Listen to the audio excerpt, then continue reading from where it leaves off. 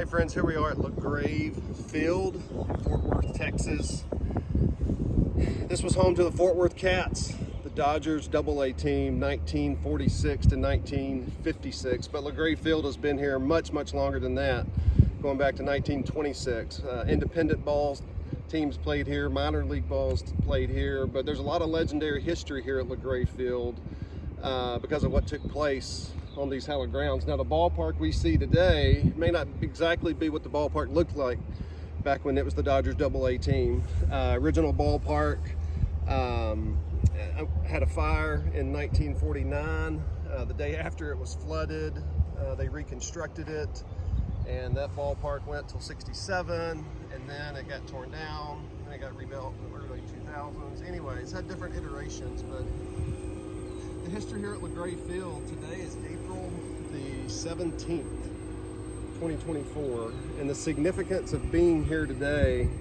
My friend Clint Smith is videoing. We're on a work trip with our Healing Hands International, my day job, and we're passing near Fort Smith, and I let Clint read an Instagram post by my friend Jim Denny that said how Carl Erskine met Jackie Robinson, and it was exhibition game in March of 1948, and 21-year-old Carl Erskine had taken the mound that day for the Fort Worth Cats, and he was facing the big boys, Jackie, Gil, Pee Wee, Campy, and struck out Jackie Robinson twice that day. And after the game, I'll just read the story to you. This is the story in the words of Carl Erskine as he wrote it. How I met Jackie Robinson. My second season in pro baseball, 1948. Fort Worth, Texas, AA. The Brooklyn Dodgers came to play a preseason game. I was starting pitcher. After the game, I heard a voice say, "Where's Erskine?" when I stepped out of the dugout. It was Jackie. "I hit against you twice today, and you won't be there for long." Erskine goes on to say he had won 15 games by July and was called up to the Dodgers, and the first person he saw when he got to the locker room was Jackie Robinson, and he told him, "I told you you wouldn't be down there for long." They would go on to play for 9 seasons together with the Brooklyn Dodgers, the famed Boys of Summer, the defeats against the Yankees in the World Series, and then the iconic moment of winning the '55 World Series. But the reason today is significant is because just 2 days ago, on Monday, April 15th, Major League Baseball celebrated Jackie Robinson Day.